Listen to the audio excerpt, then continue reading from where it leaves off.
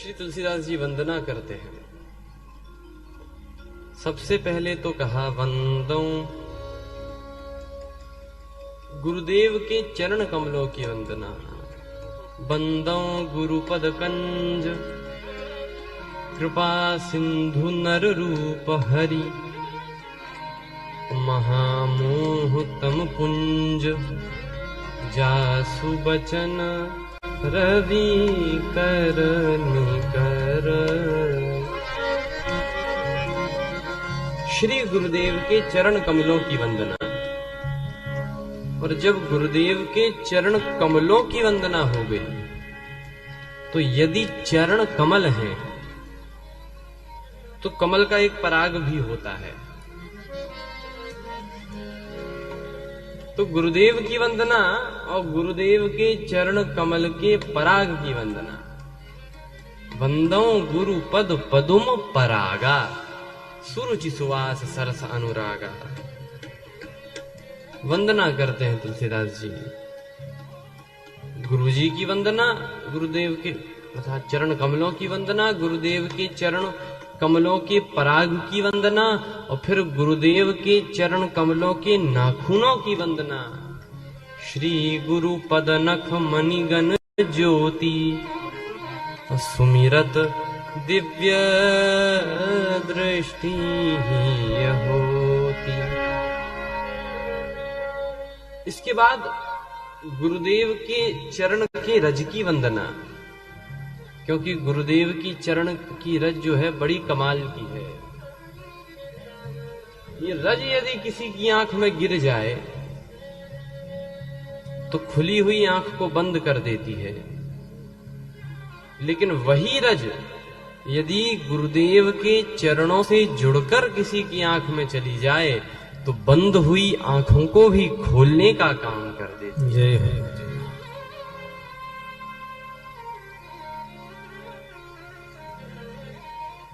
तुलसीदास जी कहते हैं जथा सुअंजन अंजी दृग।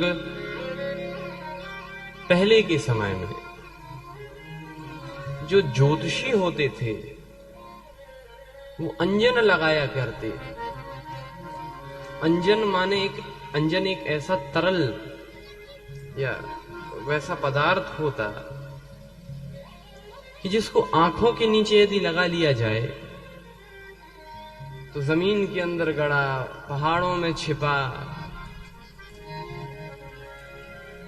बड़ा खजाना भी लोगों को दिखने लगता था। पुराने समय के तांत्रिक लोग लगाते थे। तुलसीदास जी ने कहा वो अंजन कहाँ मिलता है, कैसे बनाया जाता है, ये तो हमको नहीं पता, लेकिन हाँ हम एक बहुत अच्छा अंजन जानते हैं और ये अंजन उस अंजन से भी श्रेष्ठ है। कौन सा अंजन? गुरुपद रज मृदु मंजुल अंजन। गुरुपद रज मृदु मंजुल अंजन। गुरुपद रज मृदु मंजुल अंजन। गुरुपद रज मृदु मंजुल अंजन। नयन अमिया दृग दोष विभन। नयन अमिया दृग दोष विभन। गुरुदेव के रज का अंजन, गुरु जी की जो रज है, गुरुदेव के चरणों की जो रज है वो भी अंजन ही है। इसको अंजन के समान नेत्रों में लगाई है।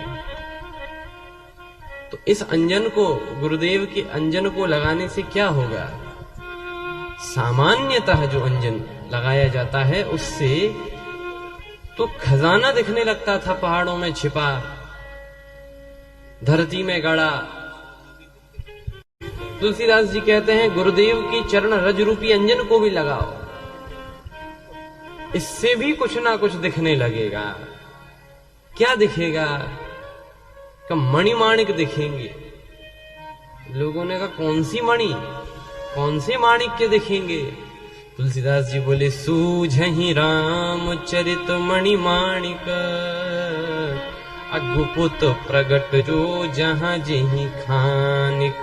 श्री राम जी के चरित्र रूपी जो मणिमाणिक हैं वो दिखने लगेंगे गुरुदेव की कृपा से।